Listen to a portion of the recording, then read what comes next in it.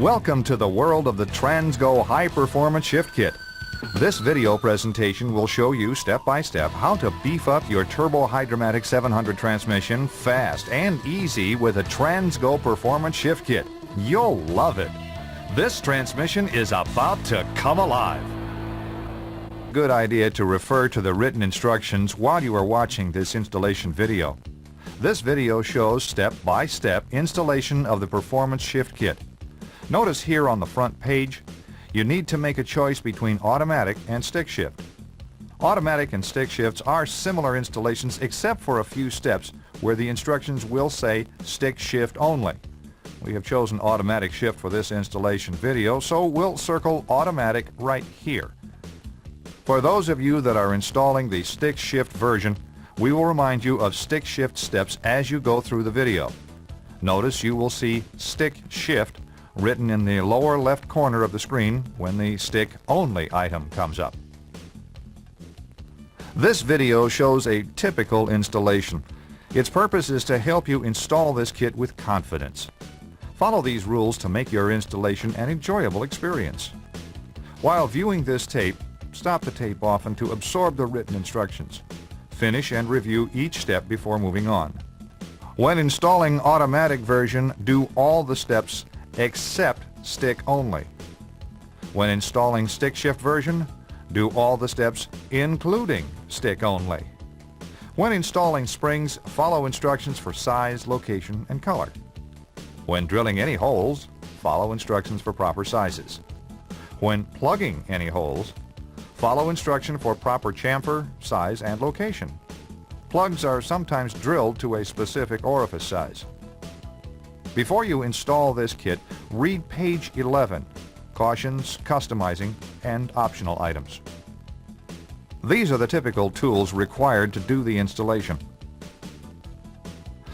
First, let's road test the vehicle to see if the transmission is in good working condition. We just want to be sure that it has 4 forward gears and reverse.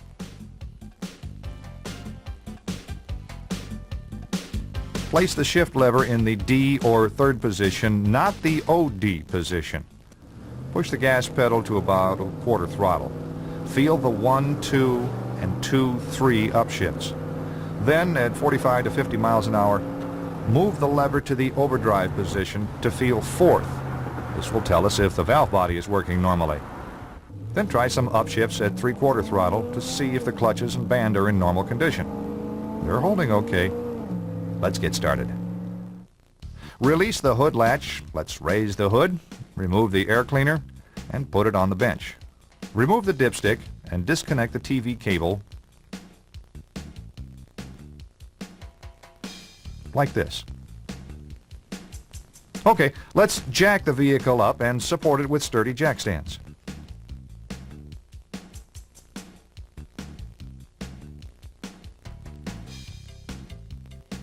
Before we go under the car, let's gather the required tools.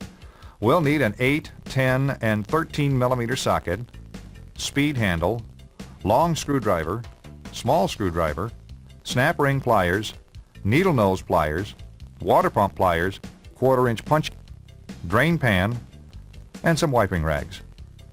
Let's make sure you have the transmission that this kit fits. Notice the pan is large, rectangular, and has 16 pan bolts. Look here on the driver's side. Toward the rear, we have the governor cover. Now, toward the front, there's a vertical electrical connector, shift linkage, and a line pressure tap. This is the right transmission. Let's get going. Place a drain pan under the transmission, favoring toward the front. The transmission pan is held on with 16 bolts. If your pan bolts are hidden or too close to the crossmember here in the rear, you may need to remove the bottom rear mount bolt or bolts to gain access to the rear pan bolts. Pry up on the transmission and insert a socket between the frame and the mount. Now you can get to the bolts. With a 13 millimeter socket and a speed wrench, remove all the oil pan bolts except for one toward the rear here. Then loosen the last bolt slowly and let the oil run over the front edge of the pan. Lower the pan and lay it aside. Now let's remove the filter. If the transmission oil is still hot, protect your hands with a rag. While pulling down, slightly twist left and right until it frees up enough to be removed. Have a drain pan in position to catch the fluid that will run out of the filter and valve body. Place the filter in the transmission pan. Make sure to remove the O-ring or filter seal from the transmission case here if it doesn't come out with a filter. The transmission we are working on has an auxiliary valve body located behind the regular valve body, here. Yours may look like this, with just a plate. The kit will work with either style. Follow the instructions carefully. This pipe needs to be removed. Use a 10mm socket to remove this bolt and bracket at the front. This one here. And this small one at the rear. Now use a long screwdriver to pry down on the tube carefully. First this front end of the pipe, then the rear, until it is free. Lay it in the pan. Before removing the wiring, let's make a simple drawing showing how the wires are connected to the switches and the solenoid. Okay. Now let's remove the wiring and this solenoid. First, remove this center bolt with the big washer. Unplug the wires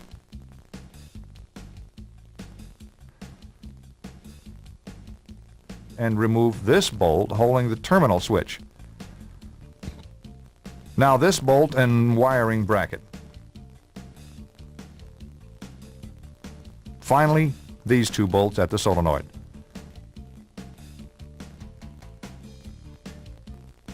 Now carefully pry down with a slight twisting motion to remove the solenoid, like this. Tie the wires back out of the way, like this. Now remove three 10mm bolts out of the auxiliary valve body, and then finally this 8mm bolt. Lower the auxiliary body and notice this ball here. Some models have a retainer so the ball can't fall out. Others, like ours, just sit in the pocket. Lay the body in the pan. Be sure the drain pan is in place during the valve body removal to catch the fluid that will drain from the valve body and transmission. Notice the short 13mm bolt that holds this detent spring in place, right here. Remove it now, using a 13mm socket, and set it in the pan. Okay, now we can remove the valve body. It's held in place with 17 10mm bolts. Some we have already removed. Change to the 10mm socket and remove these two bolts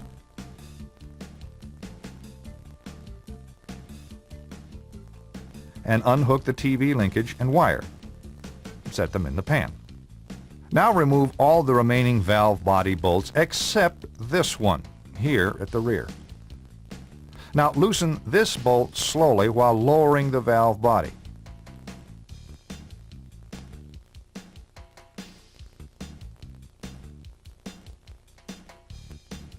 To remove the manual lever link, keep lowering the valve body until the link becomes vertical.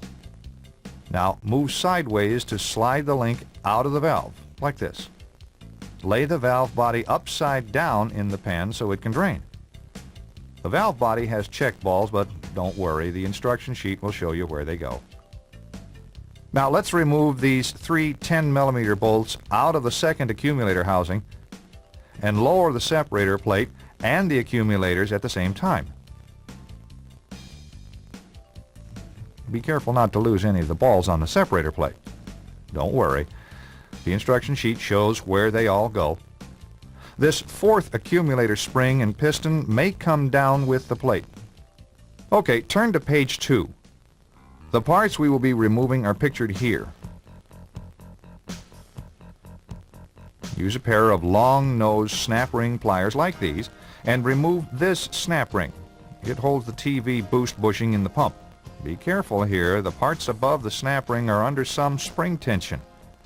Carefully push up and release a few times so the bushing will come down without sticking. Remove the two boost bushings and valves along with the pressure regulator spring and valve. Use a pair of needle nose pliers to remove the pressure regulator valve if it doesn't come down. Now let's take the pan with these pump parts and valve body parts to the bench. Remove the parts from the pan and organize them on the bench so you can find them as you need them. Clean your pan. Let's take a minute or two to rest. We suggest at this time to read and understand the instruction sheet on page 2. Let's turn off the tape and read. Find the original pressure regulator valve assembly. Clean and dry the pressure regulator valve. Set the spring and the other 2 boost valves aside. You will be replacing them with this new green spring and high-performance valves found in the kit. Let's follow the assembly instructions at step 1 on page 2. Okay, back under the car we go. Install the green spring onto the pressure regulator valve and push it up into the bore.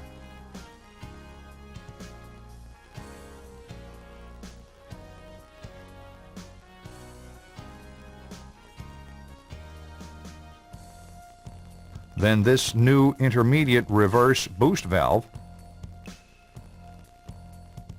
and the new TV boost valve.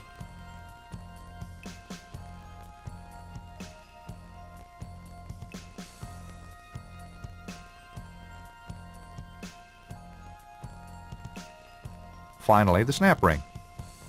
Use a screwdriver to hold the assembly in place while using the snap ring pliers to install the snap ring. Push it up and release a few times, checking that the snap ring is seated in the groove. Double check. Like this. Yeah, that's great. If you have trouble with the snap ring and just don't have enough hands, get a buddy with a long, thin screwdriver to help you. Turn to page 3 and identify the type of valve body that you will be working on. Question: is it first or second type? If the valve body has holes A and B, it is a first type. Look, our valve body has only hole A. That's right, it's second type. With a marker, circle, it is second type valve body. For this installation, we will follow the instructions where it says second type VB. Therefore, do as it says. Do not plug any hole. Now let's go to the next page. Okay, here on page 4, let's set the valve body in the same position as the picture. There are 2 step 1s. Step 1, first type valve body, and step 1, second type valve body. For our installation, we will follow the instructions for step 1, second type VB. Circle it here. With a center punch, make a dink about 1/8 of an inch down from the top of this partition, here. Now, following the instructions, drill a pilot hole through the partition and then enlarge it with the proper size drill bit. That's it. Step 2 on this page is for stick only. Notice the stick shift sign at the lower left corner of the screen. Let's go to page 5. Look at the top of the page. We will be removing the TV valve train and installing the parts as shown in A, B, C, and D. First, let's start by removing this roll pin. Use the roll pin extractor from the kit. Read this small paper on how to grind the extractor to fit the roll pin. It says to grind a taper like this. The instruction sheet also shows how the tool extracts the roll pin. It works like this. Enter the tapered end of the tool into the pin and wedge it into the bore. Now turn clockwise while pulling slightly upward until it comes out. Now pull the TV plunger outward. The bushing will come out with it. If needed, use a rag and a pair of pliers and grab the plunger like this. And use inertia to remove the plunger, bushing, and spring. If you make a burr on the plunger, remove it with a small file. The plunger must slide freely in the bushing. Before we go any further, look here on the end of the plunger. If the plunger has a number 93, stop. Valve bodies with a number 93 plunger were only first-type valve bodies originally used on some 4-cylinder and inline 6-cylinder applications and are not suitable for performance modifications. Yet another valve body that has no number or a number 94 on the end of the plunger. Don't let this scare you. There were very few of these made. Look, our plunger has a 94 on the end, so we will use the new TV valve and parts furnished. Use the roll pin extractor again and remove this roll pin here.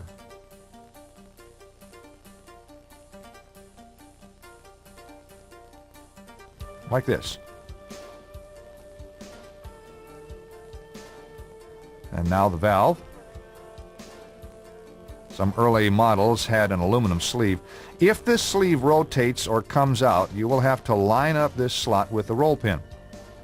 Ours does not have the sleeve. Clean the bore, turn the can over, and it'll blow dry. Now let's assemble and install the new system. Make sure the brown spring is seated into the new TV valve like this, and be sure the tapered spring is on the valve. Small end first. It is snug on the valve. Now install the valve into the bore.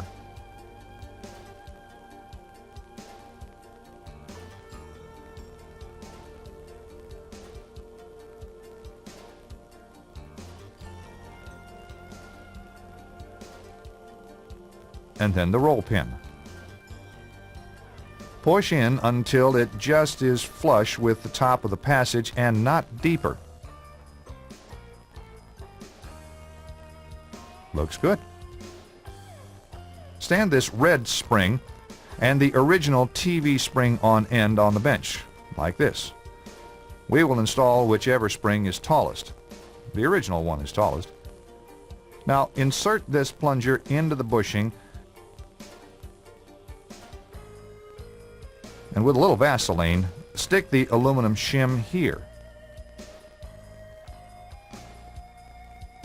Next, install the TV spring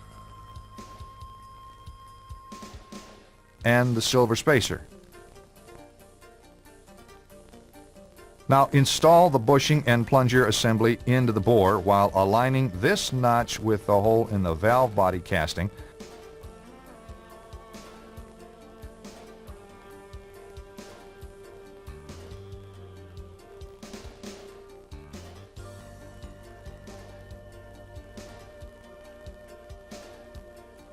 And install the roll pin.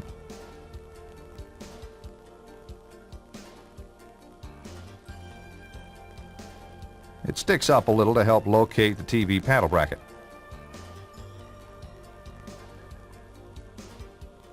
Let's work the plunger and look down at the TV valve and see if it's free. Notice when the plunger is pushed in flush with the outside edge of the sleeve, this brown spring is almost bottomed.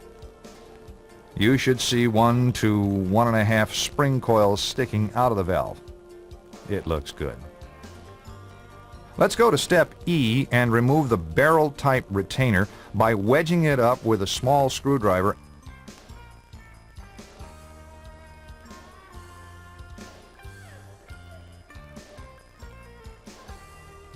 And then removing the plug.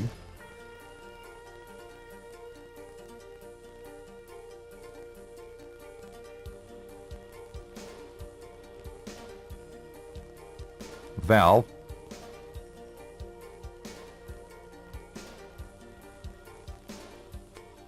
and finally the spring. Clean and dry the bore.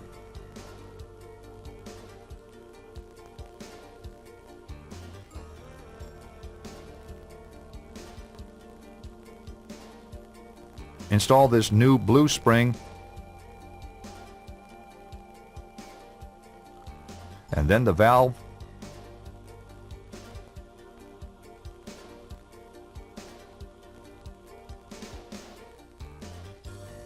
plug,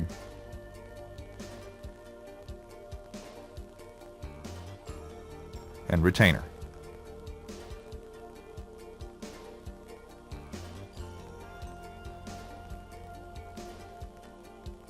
Now let's go to step F, the 3-2 control valve.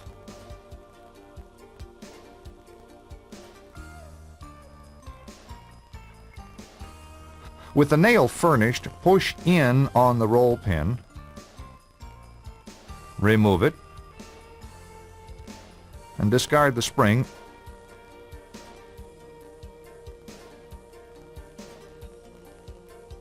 and the valve, like this. Save the pin, you'll need it later. Now go to step G. At the very right-hand end of this passage here, drill down into the 3-2 bore. Start by angling the drill a little to stay against the partition, and then finish drilling straight down into the bore. Look, only drill this far.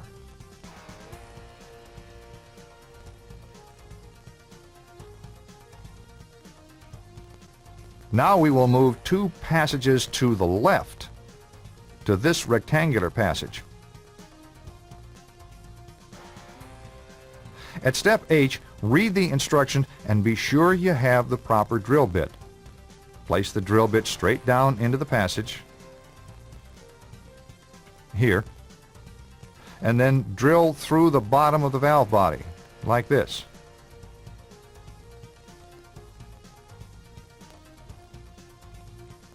With a pocket knife, small file, or some fine emery laid over a pencil, deburr the 3-2 bore, like this.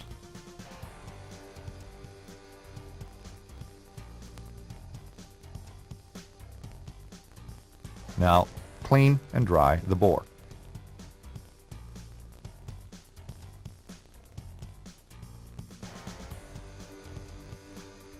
Now let's go to step I.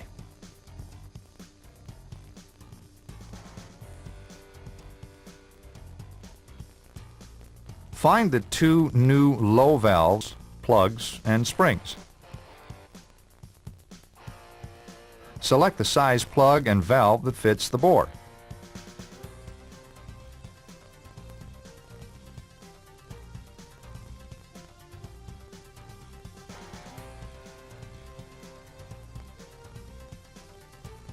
The white spring is used with the large valve and the yellow spring with the smaller valve. This valve body took the small valve, so we will insert the yellow spring into the valve and then install the valve like this.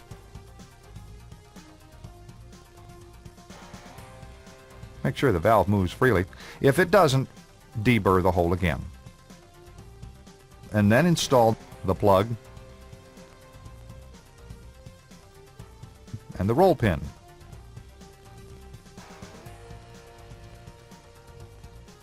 Like this. Step J applies to first type valve bodies only. Since ours is a second type, we won't do anything. Clean and dry the entire valve body.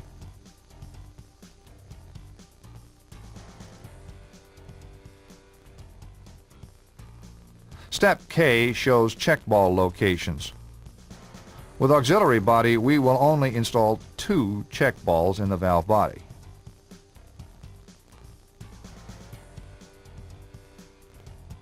Here and here. That's it for the valve body. Set it aside for now. Notice the stick shift sign at the lower left corner of the screen. Let's turn to page 6. It shows a picture of the separator plate. This installation is second type.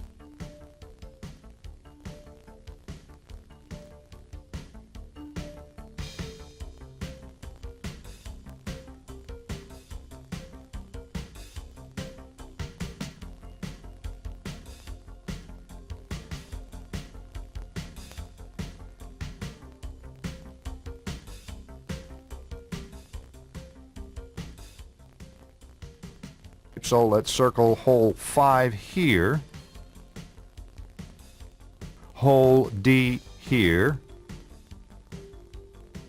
and hole F here. Our plate does not have hole 4, so we will only have 3 holes to plug. Turn a large drill by hand on these holes on both sides of the plate to put a small chamfer on them.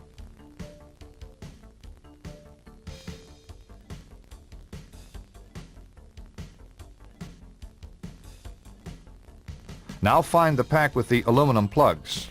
Here it is.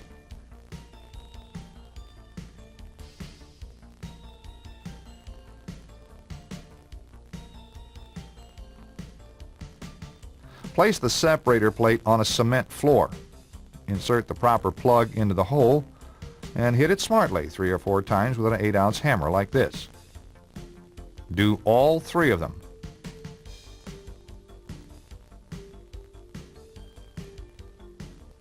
Looks good.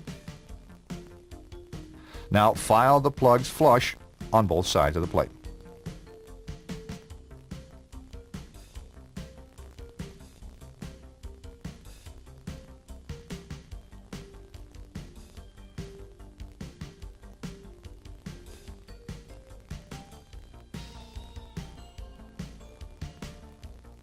Page 7 shows the holes to be drilled.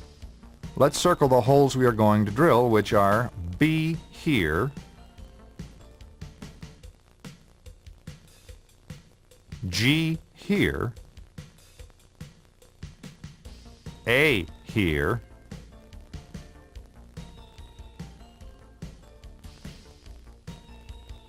C here, E here. For our second type valve body,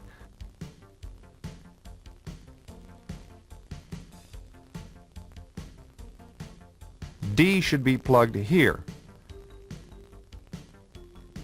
If your plate does not have hole G, you will have to make a hole G by using the teardrop in the gasket for a guide, like this.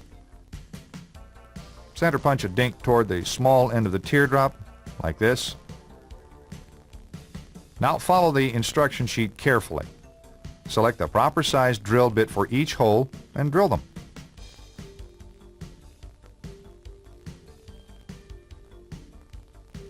If hole B is already bigger than the suggested drill size, don't worry about it.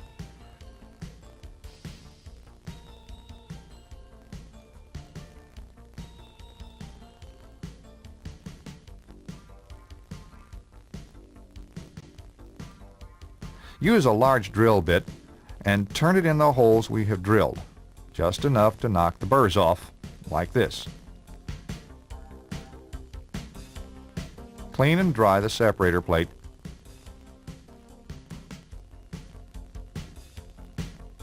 And lay it aside. Notice the stick shift sign at the lower left corner of the screen. To make sure we get the gaskets installed correctly, let's set the valve body on the bench in this position. For our installation, we should have 2 check balls in the valve body, here and here.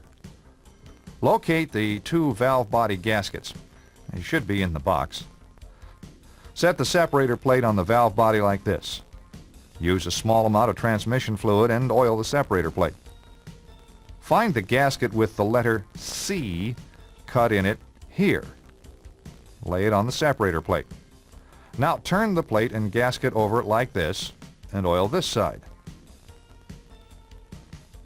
The other gasket should have a VB cut in it here. Lay the VB gasket in place like this. Now turn the plate with both gaskets over again and position it correctly on the valve body. Page 8 shows us where the check balls are to be installed. For our installation, we will use 4 check balls on the plate. Following the instructions, let's put some Vaseline on the check ball locations. Here, here, here, and here. And install the 4 balls. 1, 2, 3, 4. Carefully set this assembly aside for now. We'll install it later. Notice the stick shift sign at the lower left corner of the screen. We need to go back under the car again. Let's take the pan with us to catch the parts we are going to remove. Find the second servo piston cover. Look, here it is right here. While prying in on the cover, use the small screwdriver to remove the snap ring. Look, pry it out here. Ah, there it comes. This piston has some spring tension on it, and the cover will move outward some. You can see the edge of the O-ring keeping the cover from coming out. At this slot in the case, we can get hold of the O-ring using our ice pick or scribe. Now pull downward while turning the cover with a pair of pliers. Pull on the O-ring until the cover comes out easily. Now remove the entire assembly. You may need to remove it one piece at a time. Put the parts in the pan. Take the parts to the bench. We will need to disassemble this component. Remove this E-clip here and take it apart.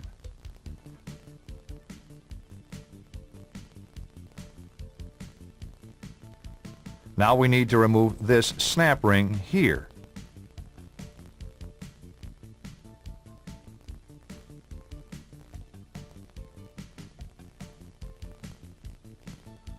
The retainer and the cushion spring.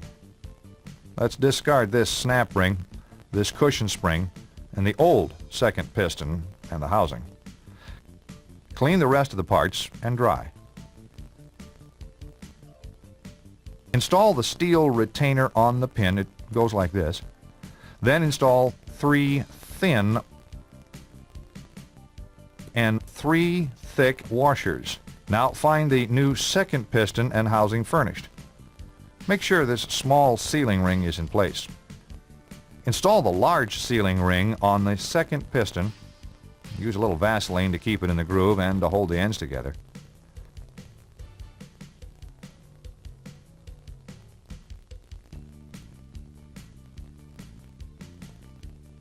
Make sure they overlap like this. Next, find the large red O-ring and install it on the second housing like this. Use a little Vaseline and lube the O-ring and sealing ring.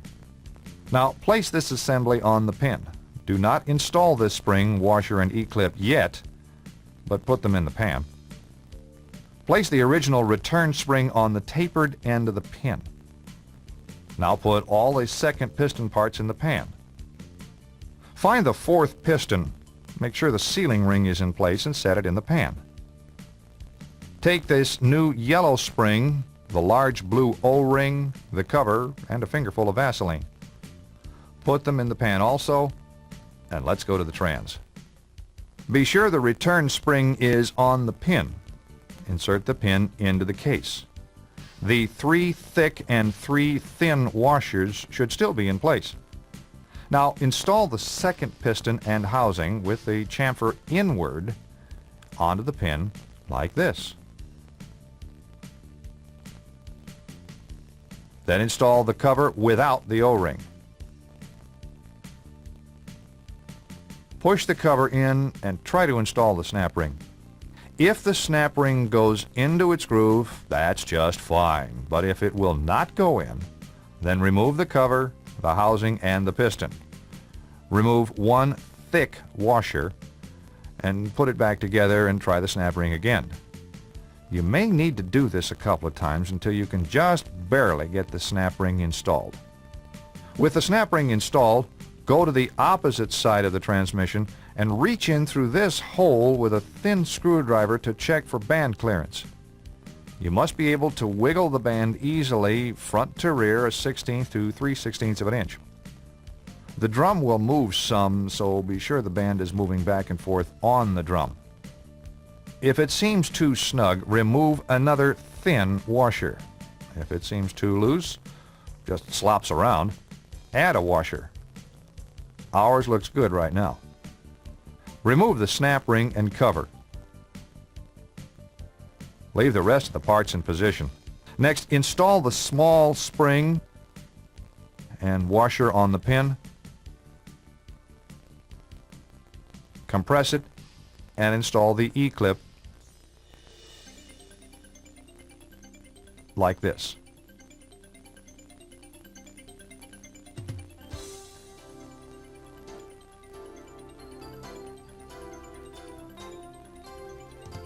Now, slip the fourth piston onto the pin with the knob outward. Then the new yellow spring. Now install the blue O-ring on the cover and lube it with the Vaseline. Place the cover in the bore, push the cover in, and install the snap ring like this. Recheck the band for clearance. Looks good. Let's go back to the bench. Great. We're getting closer to the finish. Now let's find the tapered plug and the two tapered bushings from the kit. They look like this. Notice the plug does not have a hole in it. The two bushings have small holes in them. Here at A, we will install the tapered plug. At C, we will install the two bushings. Now let's go back under the car. We will install the plug with no hole here inside the fourth accumulator. It goes in the hole closest to the rear of the transmission. Use a 1/4-inch punch and install the plug flush.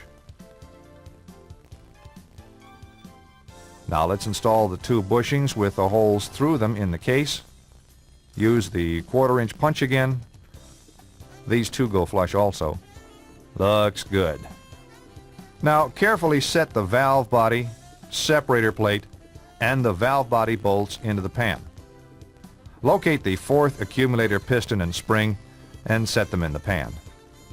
Clean the second accumulator piston, spring, housing, and bolts. Clean and dry the auxiliary body and pipe. If your auxiliary body does not already have a check ball at this location, put one there. Use a small amount of Vaseline to retain it. Set the auxiliary body and pipe in the pan, along with the bolts and the pipe brackets. We will also need a fingerful of Vaseline. Let's go back under the car to install them. If your transmission has an auxiliary body, there is a check ball in a retainer here. If the ball has fallen out, look, ours has, use some Vaseline to hold it in place while we install the accumulator and the separator plate.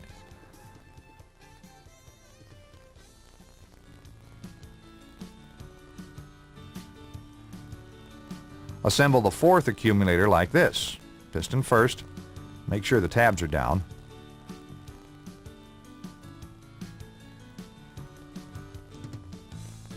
Apply a small amount of Vaseline to the spring and place it on the separator plate.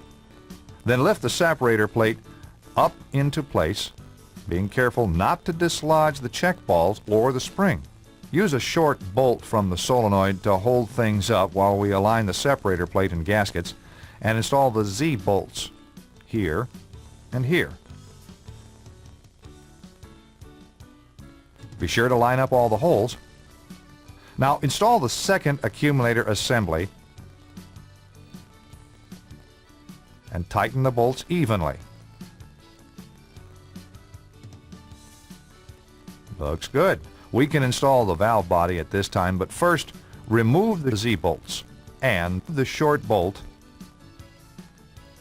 Make sure the check balls are still in place and guide the valve body up while hooking the manual link to the manual valve, like this.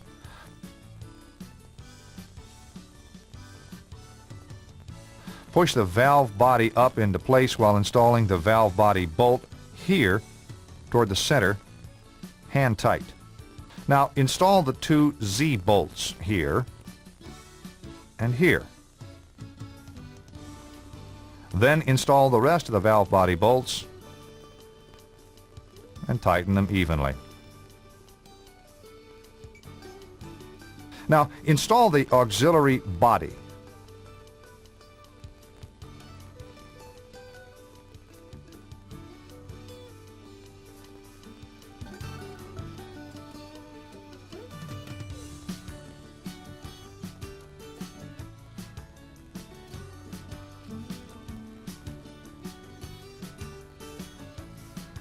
The solenoid is next.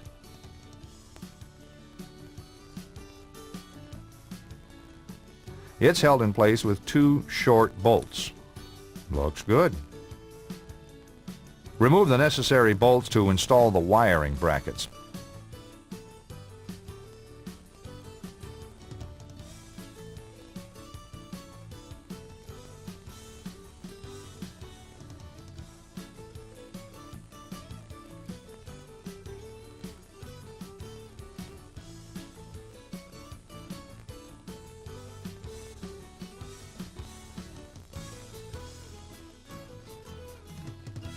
Now reconnect the wires.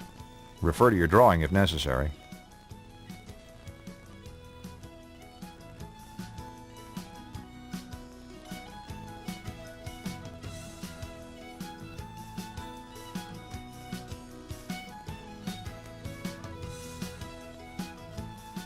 Install the auxiliary body tube next. Front goes in here, and the rear goes here. Carefully tap it into place. Install the retainer here at the rear. Remove the 2 bolts where the pipe brackets go and install the brackets.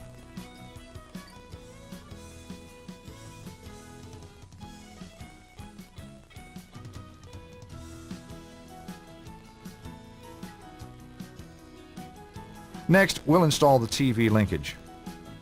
Remove these 2 bolts. Hook the wire onto the end of the TV cable.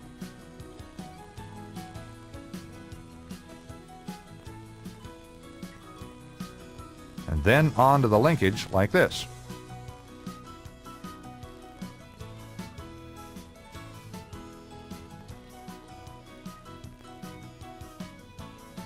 Reinstall the 2 bolts and tighten.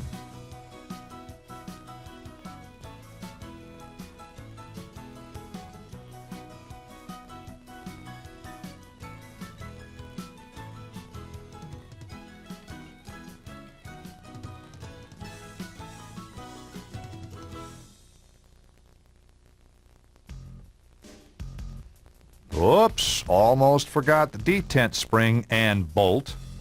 Let's do it now.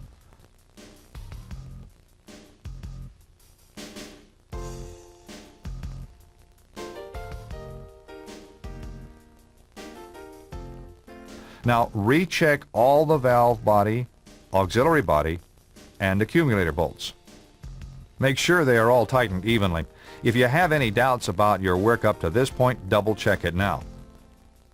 Let's go topside and hook up the TV cable.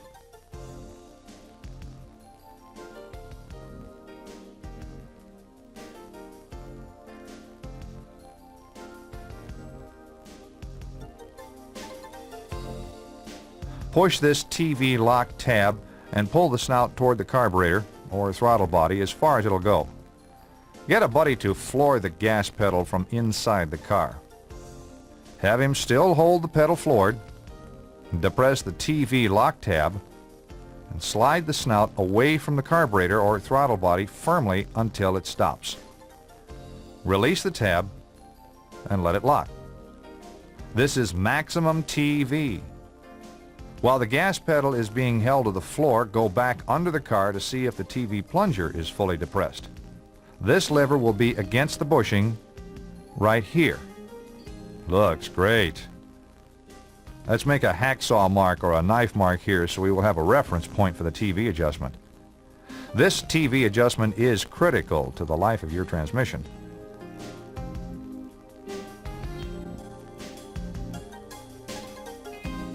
Push this TV lock tab and pull the snout toward the carburetor or throttle body as far as it'll go.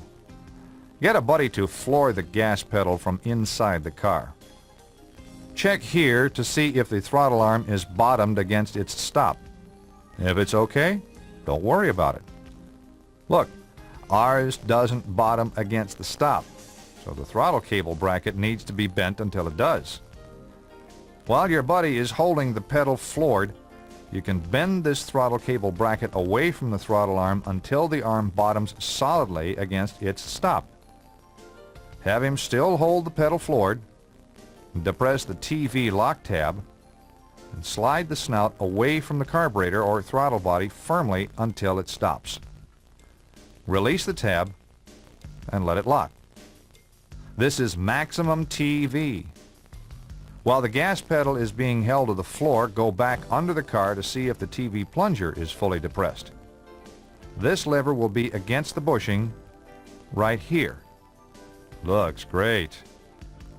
Let's make a hacksaw mark or a knife mark here so we will have a reference point for the TV adjustment. This TV adjustment is critical to the life of your transmission. Check the new filter in this area for any cracks. If it's okay, lube the seal and install the filter. Place the pan gasket on the pan and lift the pan into place while starting one bolt at the front and one at the rear like this. Finish starting all the bolts in a few turns.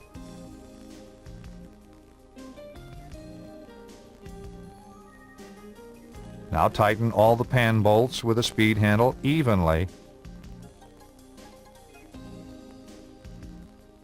Double check each bolt.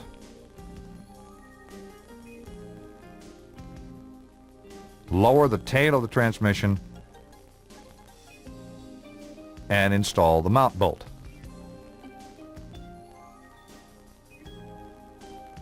Install the air cleaner.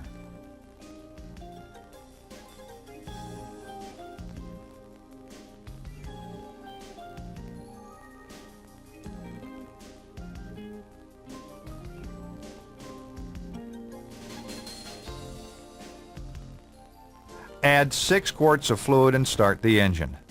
Now immediately add 2 more quarts.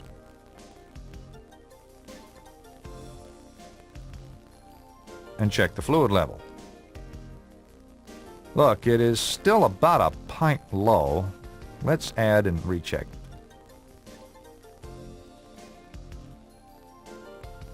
There we go. It is still a little below full. After it warms up, we'll check it again. While the vehicle is still in the air, hold the brake and run through the gears from park to reverse, neutral, D4, D3, second, and now first. Let's move the selector to D4 and accelerate, checking for upshifts. As it shifts, watch the speedometer change speeds. There's 1-2 shift, the 2-3 shift, and finally the 3-4 shift. Okay, we can lower the car. Double check the fluid level. It's right here, just below the full mark. Let's road test the vehicle and check its new performance. Start with some light throttle upshifts and feel for the 1-2, the 2-3, and the 3-4 shift. This will tell us if the valve body is working normally. Do we have good, quick, crisp shifts with no delays? Now try some upshifts at 3/4 throttle to feel how the shifts get firmer with throttle. This one is really great. Let's go have some fun. Yes, this transmission has come alive.